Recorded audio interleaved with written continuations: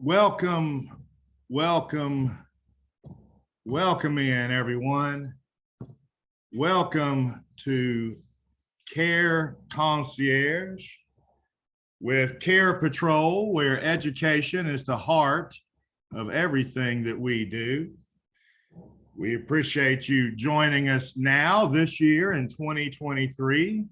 I see many familiar names from our series in 2022, and we will continue throughout 2023 to do just as we've done in the past, which is that we require an evaluation after today's talk.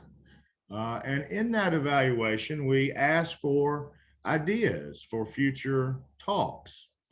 And it's only those that we do. So today's topic is one of those. It's something suggested by a former attendee who did the evaluation and said that, and I don't recall the person, but they'd asked about accepting aging as a topic, and it was intriguing to me. And it fits in, I think, with what we do a little bit at Carepatrol. So Care Concierge is the CEU arm of Carepatrol. Carepatrol is what I like to think of as an aging care navigation service, but it may also be easy for you to think of us as like a social worker married to a real estate agent. So we do a lot of the work that social workers do, although we would never claim, unless we had that credential and certification, to be social workers. We don't claim to be social workers, but we do try and understand what is required for this whole person to live comfortably, safely, and effectively for the rest of their lives.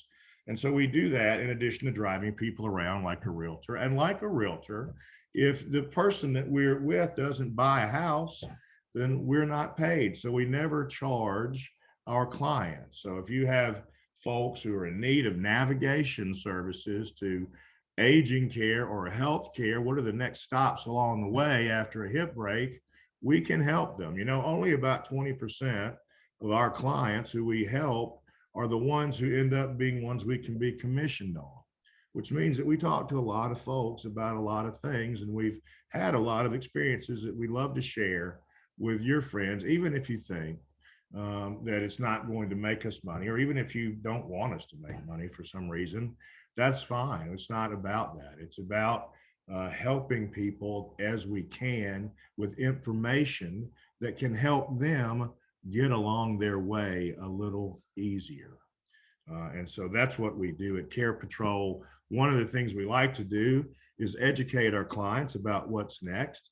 And we also like to educate y'all. And I appreciate y'all being here today for this topic, which again, accepting aging was chosen by a former attendee. Now, y'all who've been here with us before know that we really do encourage and want to have discussion. And so we allow you to unmute your mic, and that way you can, add to the discussion. If you're new to Zoom or you don't know how to unmute, move your hand either to the top of your screen or to the bottom and sort of hold it there, and a little bar should pop up or down. And on that bar are some words. One is an icon. It looks like just a microphone. If you click on that, you can unmute and talk, or you can click a little further down that bar on chat and participate in the chat room. And we love having folks either chat or join in the discussion, however, but it's you and your participation that makes these a richer experience for all of us. So you can ask questions or concerns or, whatever you like, just please participate. We have an evaluation, as I said earlier, and good afternoon, Ms. Shaw. Thank you for speaking. We have an evaluation that we will have at the end of this presentation, and it's password protected. And we do that because with social workers, we can have either face-to-face or live certificates or recorded certificates. And these, because we have the password, even though it's on the computer, is considered a live certificate. So we use that password so that people have participated and we know it, and you can turn it in thusly. Nurses, we will post your hours for you on the Alabama website. Everyone will receive a certificate regardless via email tonight or early in the morning. The link, which I read out to those of you who are on the phone or not able to see a screen, please make note of our link for today's evaluation so that you can receive your contact hour. That link is https://www.surveymonkey.com/all uppercase letters and some numbers, C as in cat, T as in Tom, S as in Sam, 6263. One more time for those of you who need to make note. And this is also posted in the chat room. The link for today's evaluation is https://www.surveymonkey.com/lowercase r/all uppercase letters and some numbers, C as in cat, T as in Tom, S as in Sam, 6263. That is our evaluation link. Remember that I'll give out the password about 12:50. And those of you who've been with me before, Happy New Year, Sharon Chestnut, and Happy New Year to everyone. And thank you all for joining us in 2023. Certainly appreciate it and appreciate what you do and what you've done throughout your careers and what 2023 will bring us all. Thank you for reminding me of that. So we'll upload your hours. If you have someone that may need our help, our emails are on the screen for C.W. Merritt, Jennifer Redding, and Dixie Tyler. My name is Sean Barnes, and all of our emails are first initial, last name, sbarnes@carepatrol.com. Let's get started on our presentation. We have 3 objectives today, and those are: 1, we want to discover, and discover may be the wrong word. We want to just point out maybe more than discover. I don't know that there's any discovery process necessarily, but we'll point out 7 telltale signs of aging. And we will, as objective number 2, I think we'll learn, I hope we learn 3 tips for accepting aging. And as our final objective, number 3, throughout the course, and I hope by the end, we can all begin to redefine to some degree what we think about aging and how we view ourselves as aging adults. And so let's get started. I'm sorry.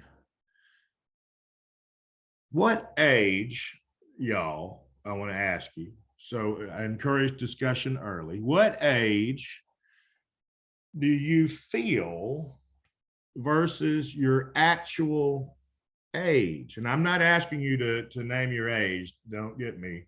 And I wouldn't ask anyone to name their age. I just mean, like, do you feel the age that you are, I guess, is a better way to put that. And I would welcome anyone to participate in the chat with us or unmute. So what age do y'all feel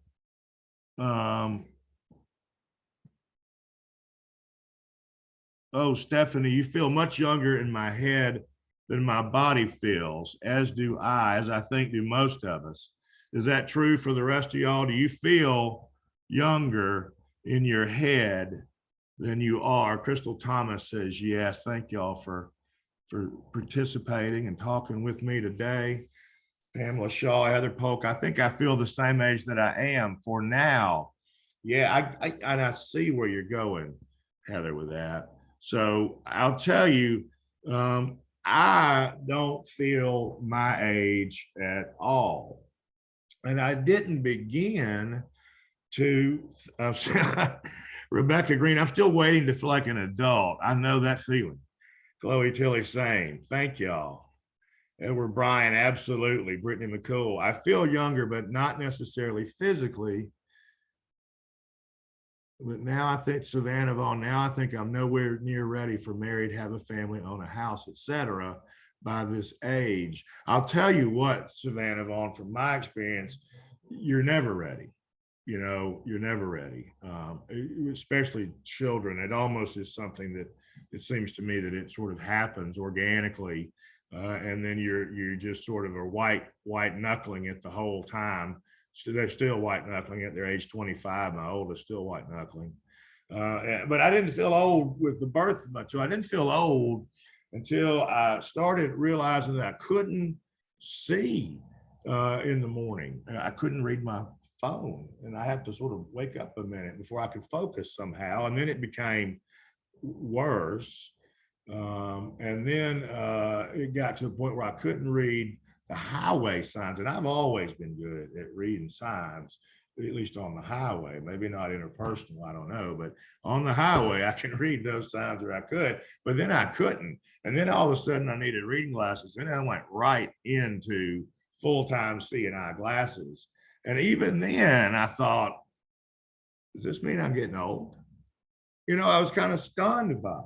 I mean, I know it's part of aging, and yet I still couldn't quite fathom that I was aging. And so, ladies, you may know this, and men too. So it's not just our eyes that sort of move about or change, it's our hair as well. And we seem to lose hair in places that we once had hair, and for some of us had an abundance of hair. And then we sometimes gain hair in places that we'd rather we not. And so, my wife is a famous plucker. She spends much time doing it. I think there's probably no hair even near the surface on her lip. They're all plucked. I am not a plucker, nor am I a nose hair trimmer. I'm not sure what the polling is among you, but this is a sign of aging. When the hair reverses, right? So you have less where you want it and more where you don't. That's a sign of aging. And so I have Marie. And what Marie does, she's been cutting my hair for 30 years, and for about the past 10, Marie takes her comb and her little shaver and shaves my eyebrows, because otherwise I would look like I had antennae and I was trying to phone the mothership or something.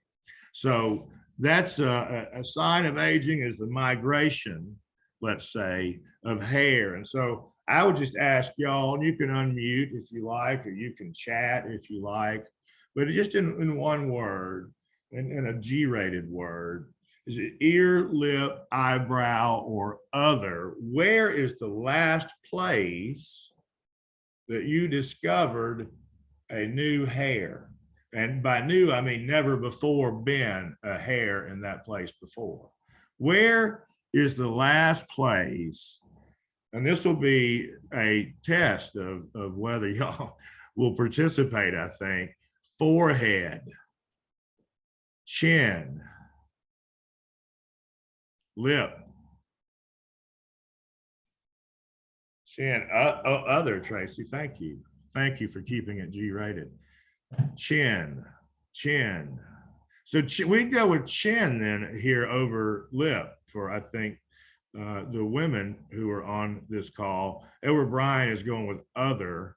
I once had a hair on the back of my ear, not on the side as you might expect, or somewhere near the whatever that is, the opening. You nurses would know the name for that. I'm sure it's a canal of some sort. But no, I had a hair on the back of my ear, and you got to ask yourself, like, in the course of mammal history, what would be the purpose of that hair on the back of your ear? I mean, what is it protecting, so to speak, on the back of your ear? So thank y'all for playing my little game with me. And I'll tell you another thing. Oh, this threat's joining.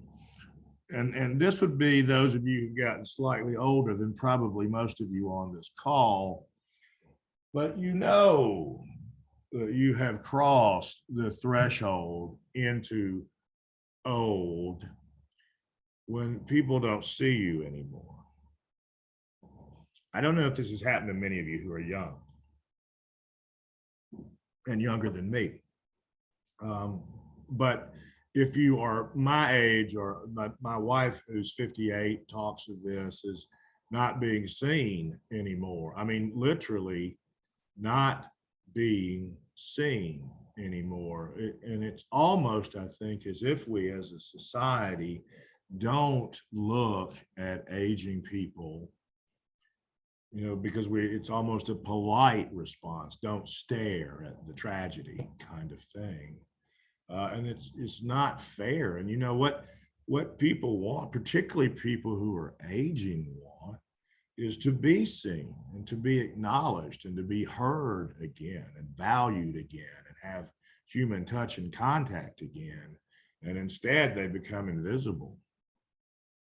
However, those who are sly realize that when you are invisible, there is no limit to what you can do. And I will leave it at that. But what I want to point out is that as these steps or signs of aging come down, and each one of them seems to involve loss or mourning, there are some gains from aging if you sort of flip that script. So yeah, it's a bummer to not be seen anymore, but it's kind of cool to not be seen anymore. That means if you're me, you can wear flip-flops with black socks in public. No one has seen me do this yet. Not a person. I do it all the time. It's terrific. You can get away with anything if you're invisible. You just have to see it as so. So that's why I'm bringing it up, is let's start flipping the definition of what it means to be aging or aged. Daphne Wilson, is this a cultural thing? I'm not sure I understand your question, but I'm intrigued, Daphne. What do you mean? Is this a cultural thing? That you would be invisible? It very well could be. And one of the things that is worth pointing out is that not only might this be a Western cultural thing, it might be a white culture thing, because in many cultures, and like, for example, the Chinese, and by this I mean the continent of Chinese, the Chinese people culture, there would be very much reverence for aging. In fact, people who are aged are elevated. They are seen as being elevated. They're appreciated for their wisdom, and they are generally, like even now in rural, what remains of them Chinese villages, there are village elders. And this is true in Afghanistan. If you remember, then when we were at war there, or whatever we were, there were elders who ran everything. So generally, I think in most other cultures, certainly Western culture, other than Western cultures, the elders are appreciated. But I think certainly in Western cultures, in post-industrial cultures, in consumerism cultures, which is where we live, I think that you are not valued because of your age. It's a different thing. I don't know if I answered your question, Daphne, but yes, it is a cultural thing. The question would be, and I put it to you, is it Western culture or is it white culture? And I don't know. Could be both, could be neither. So the other thing that you might that you would know, y'all, that you're growing older would be if you are looking for fiber. If you are reading labels, if fiber is important, if the amount of bran in your cereal is important and you compare them, you have definitely gotten to the point of being an older person. It is now time to accept that you are, in fact, older. So I wonder then, y'all, is it true that you have now a food or drink that you can no longer tolerate or eat or drink? Is there something that you've lost favor with through the years, through no fault of your own, simply by aging? Is there anything left that you can no longer enjoy? Salt. I do love salt. My daughter was telling me, who worked when she was a senior in high school, she worked at a little restaurant, and she said she got in trouble frequently for oversalting the fries. To which I said, Juliet, is her name, that's not possible. How could you oversalt the fries? Fries are salt. Milk and ice cream, Tracy Caffey, there was just saying yes. She's not telling us what. Pamela Shaw, milk. I would hate to give up milk. Certain fast food places, Milo's comes to mind, Danielle Goodson, and Whataburger. I do not go to Whataburger. Sweet things taste too sweet now, Daphne. I wish I knew what that was like. Spicy food, my wife's against spicy food. And now, if you've had your gallbladder removed as she has, or if you have GERD as she does now, spicy food, you know, that's that she, how do you know this, Crystal? You understand sweet things taste too sweet. Now, I do not understand, y'all. How can something taste too, well, I mean, I guess too sweet is true, but like, okay, I'm a half cut tea. Do y'all know what that means? If you go to any fast food joint in the South and you say to the person on the intercom, hey, I'd like a large half cut tea, they know exactly what you mean. Do y'all know what I mean? It means half sweet and half unsweet, which is what I always say, because I never trust they know half cut, but I know they do. Half cut. So I get in a way that sweet is too sweet, but yeah, and there are other things that I would leave off my diet these days too, much to my sorrow. And I need to add some things to my diet, but we won't stay on diet too long. Here's a thing that I do frequently, and tell me, y'all, do you do this? I will rush into a room, and as I'm taking maybe my second, third step in, I'm thinking, why am I here? And a lot of times this will be the kitchen. And what I'll do then, it's simple, is I will run and open the refrigerator, because that may give me some indicator as to why I'm in the kitchen. And then as I'm looking there, it will occur to me that I'm not really looking for anything, because I'm not, in fact, hungry. And then I have to ask, well, what, why is it? And then generally what I have to do is leave the room and go back to where I started, if I still know.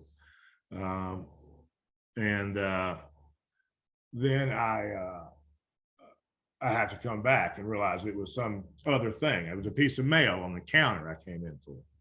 So Stephanie, yes, but your tushy always remembers and tells your brain as soon as you sit back down. Oh, you're saying when you go back to where you were, right? Totally. It's funny, and that happens more and more. And I think that may be, if I think about it, really, maybe one of the earlier signs of aging, may even predate when I lost my sight, was when I started forgetting why I was doing something or why I came in a room. And I don't know if that's true for y'all. If in fact, that would be a good question. I'll insert that question here. So which thing for y'all was a sign to you, and I'll ask it with this question too, which thing to y'all was the sign that you were getting older? Was it not remembering where you were? Was it having to change your diet? Was it not being able to see? Was it your hair migration?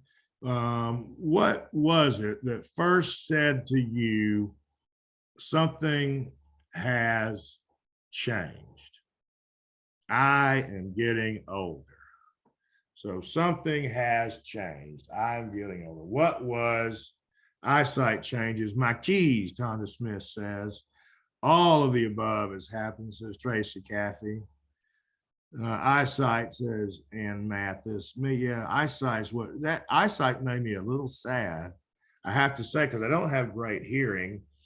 And I already knew I didn't have a great memory, I think.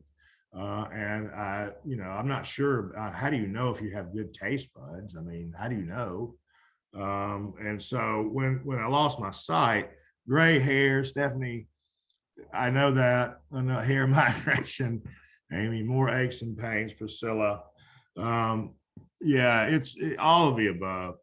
All of the above. Aching in joints and wrinkles on hands, Whitney. Gray hair, aching, Patrick Stevens. We all have been there, haven't we? And here's the thing, each of us feels, I bet, regardless of what age we are, that we're aging / old. And we only need to look at children or teenagers or high schoolers or even college age kids who would look at us at 27 or 32 or 41 or 55 or 77 as old, right? But we don't need to compare ourselves to the lens of children. We're not necessarily old. Not necessarily old. So I want to ask another question then. Where is the last place that you lost and then found your glasses? And a special bonus point, arthritis makes you feel it does. Top of Amy, you won. Ding, ding, ding, you won the bonus. I found my glasses on my face about 3 days ago. Luckily I'd only been looking a few seconds, but still I didn't know they were on. Purse, Pamela Shaw says. My wife, I'm not sure why my wife has glasses. I mean, she needs them, but I don't know why she actually possesses them, because she never has them in her possession. In my hand, Stephanie, it would be like her in the bed.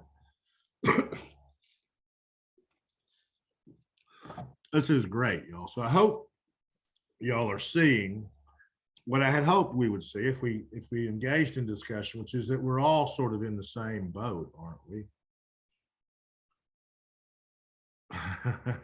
I've been on my phone looking for my phone before and thought I really need to be more mindful. Stephanie, I've done the same. And I live on my phone, so I never know if I'm on my phone or not, kind of.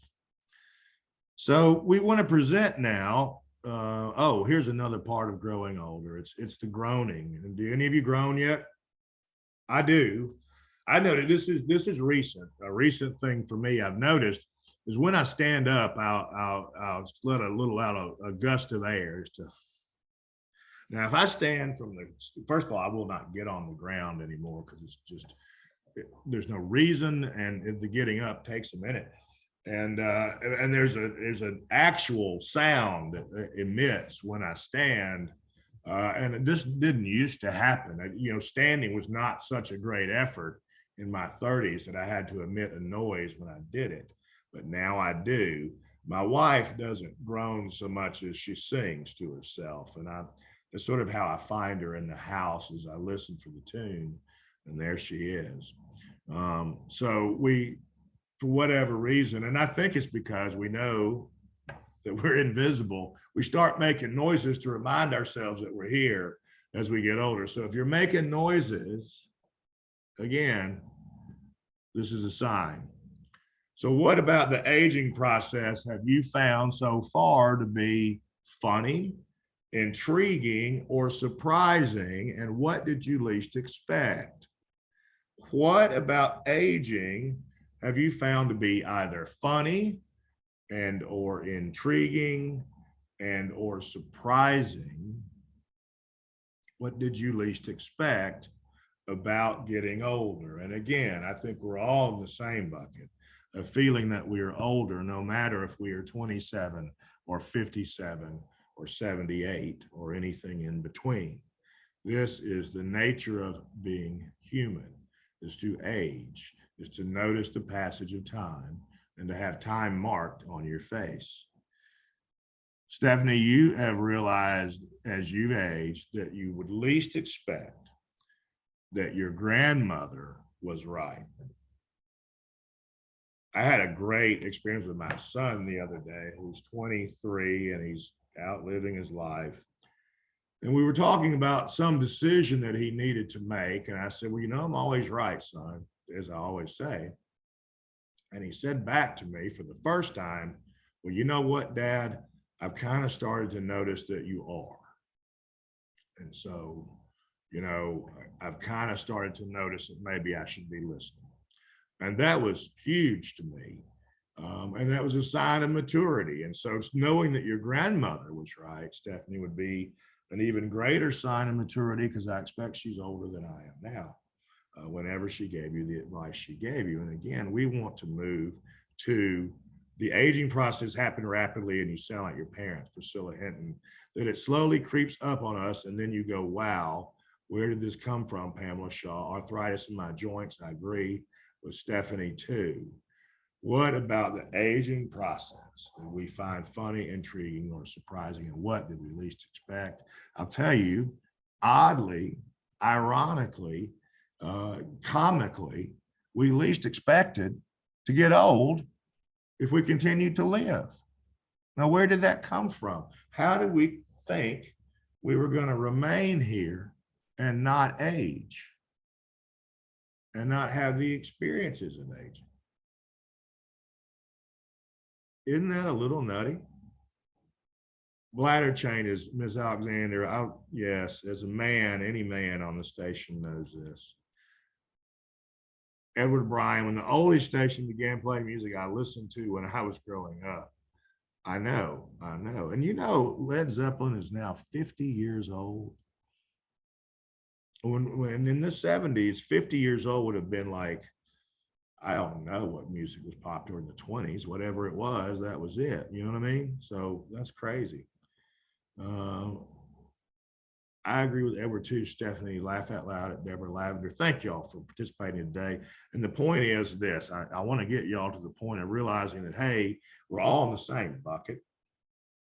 And we've all been fed these notions, I think, by the world in which we've been raised in the West, in the United States, as believing in Alabama, as believing that aging looks a certain way or has a certain, appeal.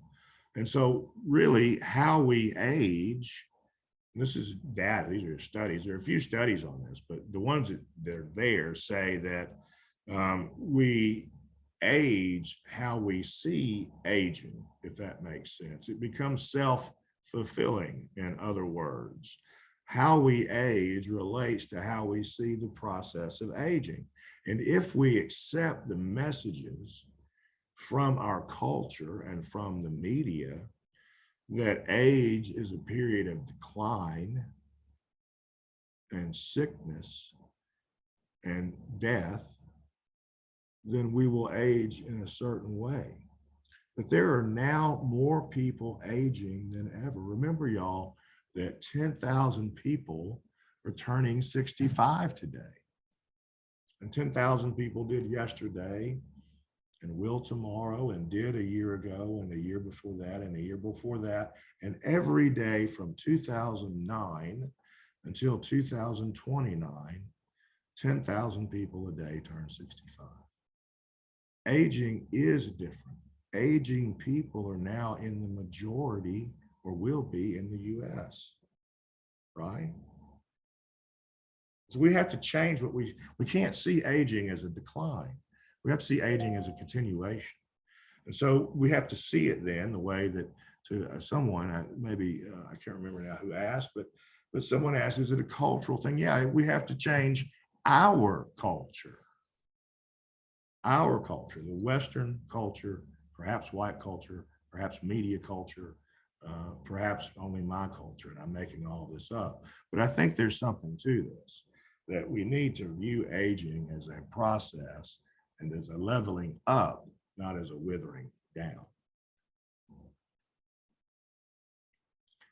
And so how might we do this, y'all? How are we going to change the way, or how are we going to approach learning to change the way that we look at aging?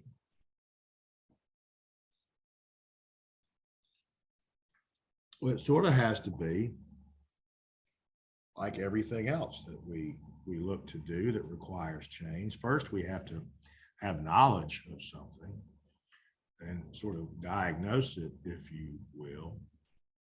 And then we have to set out a course of treatment or a plan and follow that. So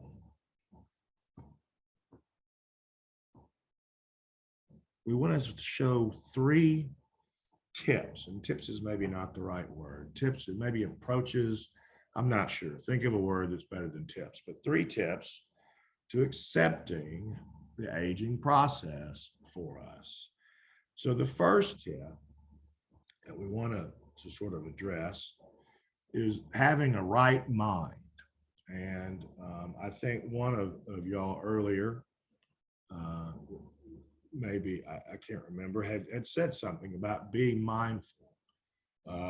Being mindful. So we've talked about mindfulness in our CEUs in the past, and right mind is a sort of part of mindfulness. It can be really the same thing. And what it means is being engaged in the present moment, aware and yet not clinging to an outcome of whatever's in front of you, whatever you're experiencing, but simply experiencing it and being open to whatever is the next right action, the next best thing. That is right mind. And so we want to have then, first of all, a mindfulness about us such that we have realistic expectations about what may happen. We are not involved in an ego sort of sense of what we expect will look like or be when we're aged, but we look at it from the sense of what's realistic based on what is for us now. How are we doing now? And how might that look? So being realistic and doing the right next thing is part of being mindful. And part of being realistic is not necessarily being pessimistic, and nor for that matter is it truly being optimistic. It's really finding the middle ground, which is generally what Eastern mysticism is about, and that's what right mind and mindfulness is about. But you have to be realistic. You cannot expect to do today what you did 20 years ago. The other part of having a right mind or mindfulness is that you can avoid denial. There's no reason that you shouldn't attempt to look your best or be your best, but you also need to accept that you're getting older and to mask or hide that through whatever you're told by consumer culture to mask or hide it with, whether it's creams or procedures or clothes or surgery or whatever material things it may be. It's not that, y'all. So you've got to find some other way to maintain a youthfulness, have a realistic approach to what is happening, and don't deny that you're aging. Don't try and hide that you're aging. If we cling to this illusion that we are physically young, that keeps us dependent on other people validating that back to us, because we know it's not true. We're not young. We may be trying to look young, but it's only the other people, the only people that can give us that feedback. We want to have feedback from within. I am young because I act and am healthy, not because I look like I'm 28. Let me see, I've got some good comments and I don't want to miss them if I can find out how to come up here. I do not mind the hair, eyesight, and a little weight gain. It's not being able to be as physical as I once was, or how long it takes to recover from doing strenuous physical exercise. However, I also find myself making the excuse, I'm too old for this, and either not participating or participating half-heartedly I find it difficult to find that middle ground. Let me say something here about being half-hearted. I think that sort of being half-hearted at the gym is much better than not being at the gym at all, or sort of being half-hearted in picking up a book to read is better than not reading a single page at all. You see? And so if you're doing things half-heartedly, I think you should lift yourself up, man, or woman. I'm not sure who wrote this, but I mean, you're doing something. You're keeping yourself young. Half-heartedly is better than no-heartedly. Trust me.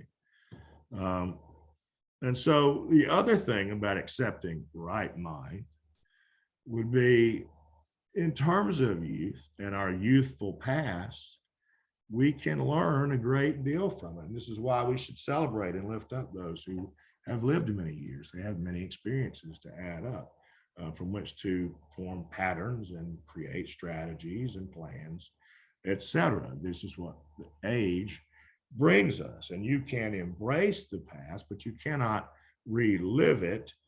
And it only delays you accepting who you are today.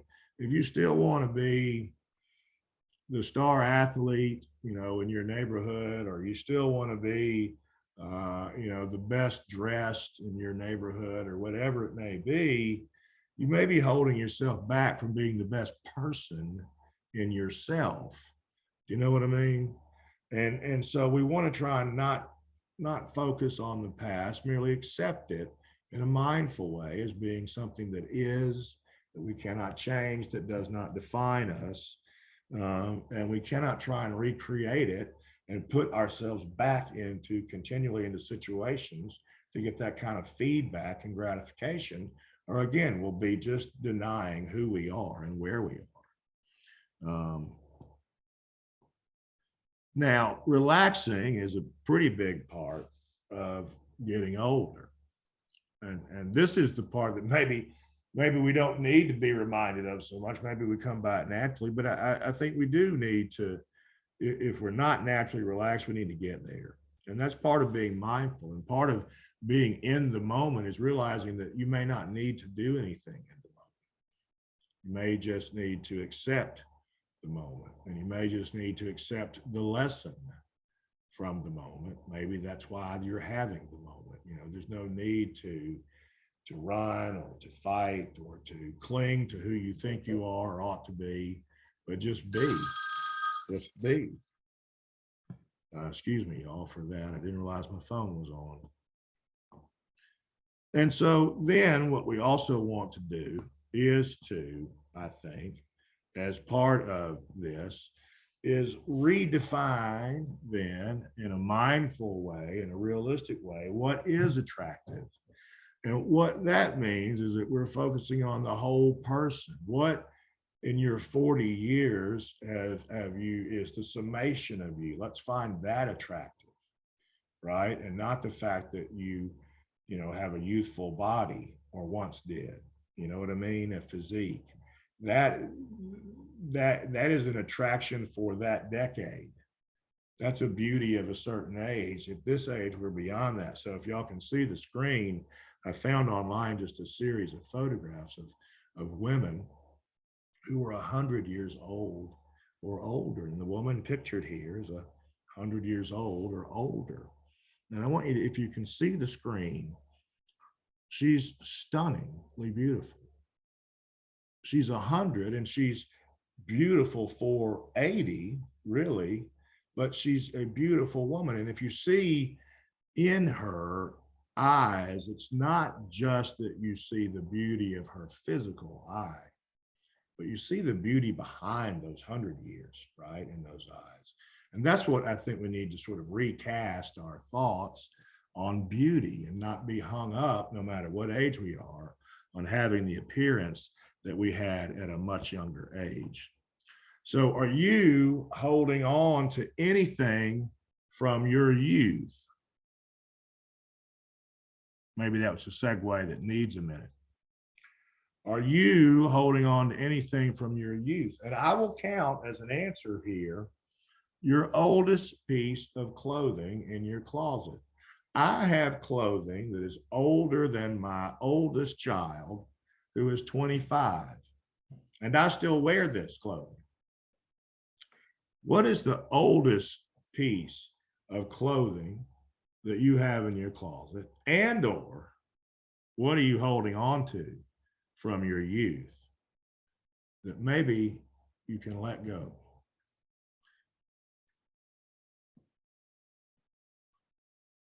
So, in addition to being mindful and having right mind and staying present, we also want to change our concept of activity as we age.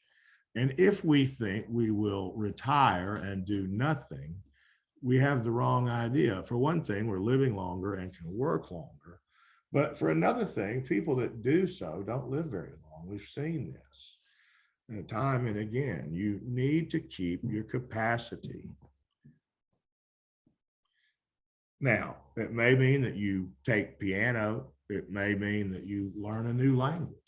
It may mean anything. And again, I think being half-hearted in this is better than not being at all. I took up painting in March of 2022, and I sometimes am obsessed with painting, and I would not be comfortable showing any of you any of my paintings because they are not good. But that is not the reason I paint. It's the process that is so meaningful and that brings so many other joys. For one thing, I think it truly does open up a new piece of my mind, and it's made other things seem good things seem to happen in my life. I can just say that. And I would hope that it would happen for you if you picked up some hobby of something you've never done, like painting or cooking or anything at all. But if you sort of need a little prod with that, I want to share with y'all something that we mentioned in a prior CEU, but I want you to be aware of it. Go to meetup.com. meetup.com.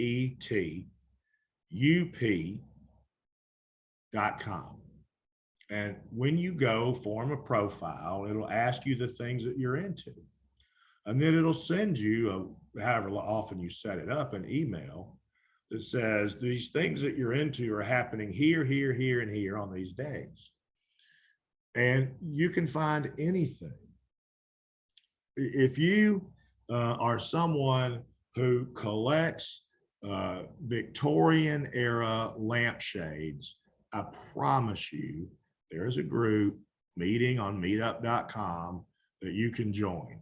And so there's any number of things to do. And if you're looking for a way to sort of break in to a group that shares a similar interest as you, and that you would find that you would even do more if you had someone to share it with, I would encourage you to try meetup.com. We've talked about it before. I don't know if anyone's tried it in the past, but I get, an email every week about the things that interest me that I might want to do. Some of them I don't want to do, like real estate investment, but that's okay. You may want to do that. So do you have, y'all, any hobbies that you'd like to develop? Or did you have a hobby as a younger person that you'd like to pick back up, but for whatever reason you haven't because of life got in the way? Is there a hobby that you enjoy, or a hobby you'd like to pick back up, or a hobby you'd like to start? Do you want to learn to play a musical instrument? Is that on your bucket list? Drawing, Tracy Caffey says. Photography, swimming, playing my flute. I met a flute player the other day. You play pool? I do too, Stephanie. I'm really good on my phone. I'm okay on a pool table. So pool is a great way, and any of these are a great way to keep yourself, active. And again, we're talking about active, listening to music and walking. That's a great thing. I listen to music a lot too when I'm painting. And so my phone thinks I have really diverse taste, but I don't. It's just whatever comes up on the phone.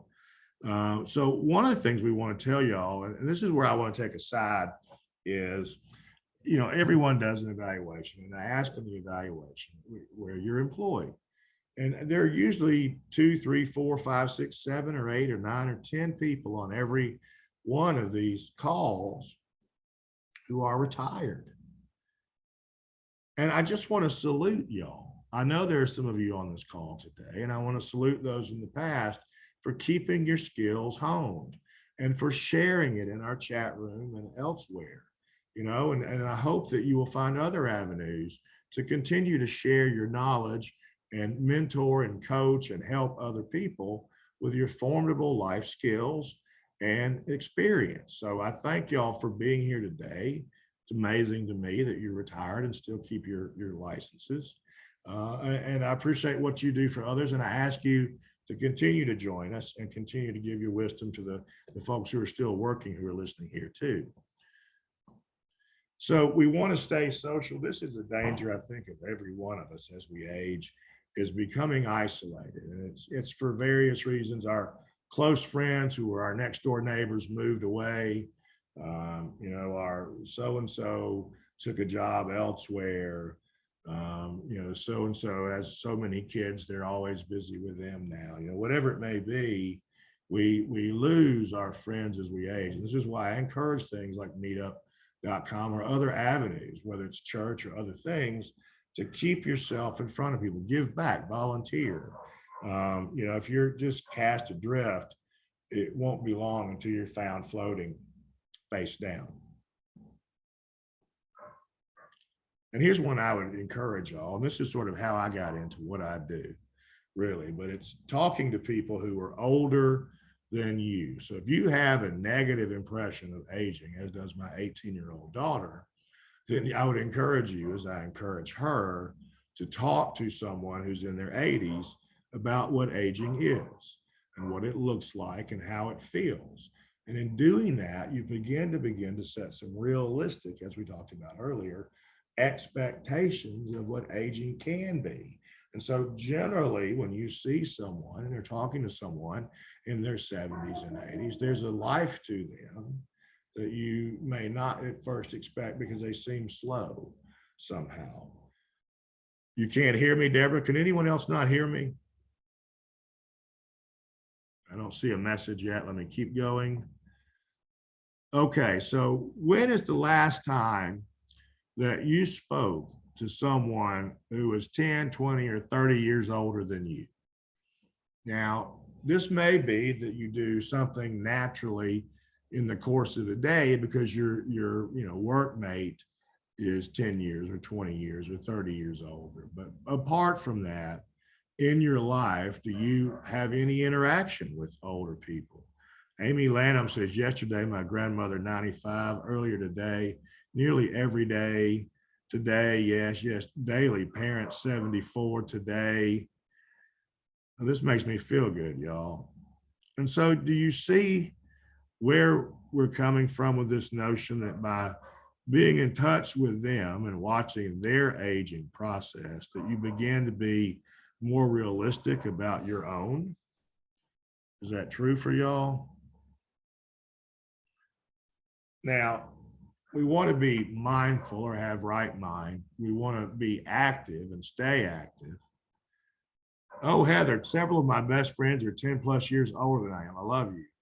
My wife and I have some younger friends.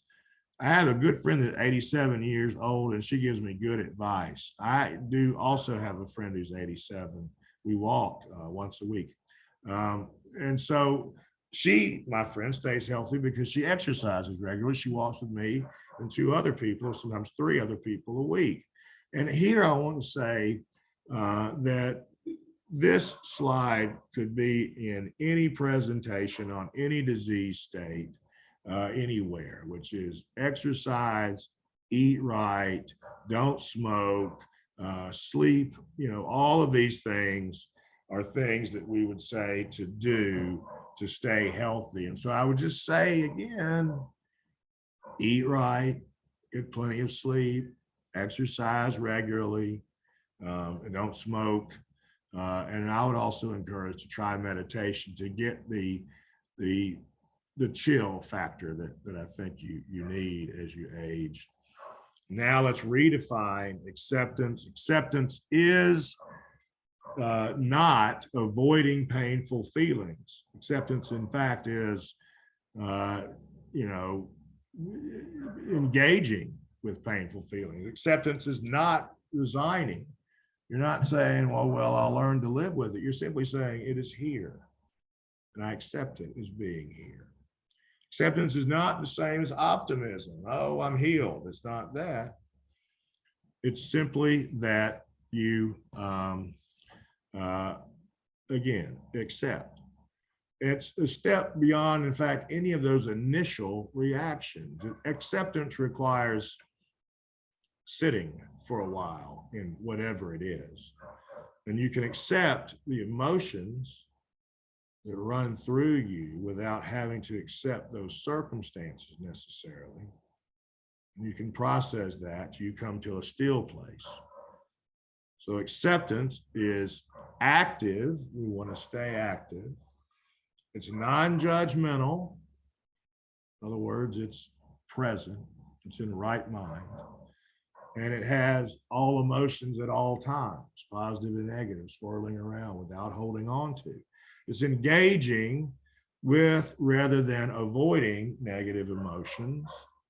And this leads to greater emotional intelligence. And the older we are and the longer that we age, the more instances we have of building our emotional intelligence and our overall mental health that we can pass on to those who are younger. And luckily for us, anger and anxiety decrease as we age. Sadness does not, but sadness does not increase. And we can learn to live and deal with sadness.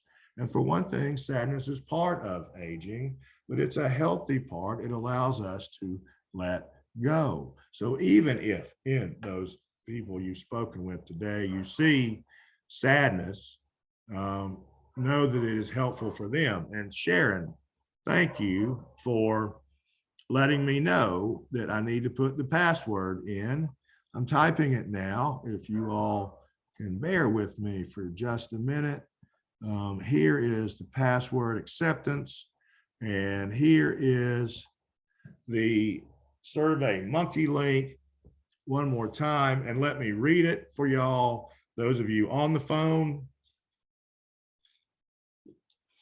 Survey Monkey is https://www.surveymonkey.com/r/all uppercase letters, C as in cat, T as in Tom, S as in Sam, 6263. That's Survey Monkey. The password is capital A acceptance. Password is capital A acceptance. And if the goal for us is to reach a higher age, we want to do it more slowly. So we want to age more slowly rather than being aged for a long time. And prevention measures, again, eat, sleep, exercise. And then we will be able to reframe our notion of aging as something as a part of a growth process, not a decline process. And it helps us to see beauty in a different way, not as the beautiful eyes of the 26-year-old, but as the beautiful eyes behind the 100-year-old. It's an expression of heart. CEU code word is acceptance. The Survey Monkey link is https://www.surveymonkey.com/lowercase r/all uppercase letters, C as in cat, T as in Tom, S as in Sam, 6263. That is Survey Monkey. You must do the evaluation if you want to receive credit on the ABNP website or receive a certificate to post in your own way. You must do an evaluation. Please try and do those evaluations by 8 o'clock tonight if you can. That way I can know as I get an email out that everyone's done it who intends to do it. You must have your email address in there, and please include a phone number in case your email bounces. We load the hours to the nursing website. That's what the ABNP asked of us to do. The social work website simply asks that you as social workers turn in your own hours. However, please remember to turn in the email that we send with you as proof that this hour was a live or face-to-face hour and not a recorded hour. I don't see any other questions in the chat room. I appreciate you all being here today. I look forward to seeing you on Friday of this week. We will have our friend Holly Skelly, who is a participant in many, or has been in many of our CEUs, has volunteered to present, and she is presenting on animal assisted therapy. And I am, as an animal lover, very excited by this and looking forward to it. And I hope that you all will join us on Friday and join Holly and show her the same appreciation and warm wishes and gratitude that you show me, which is so heartwarming for me to feel that from you. And I know you'll show her the same warm welcome on Friday. So please join us then. Thank y'all so much. And we look forward to our next chance to be with you on Friday.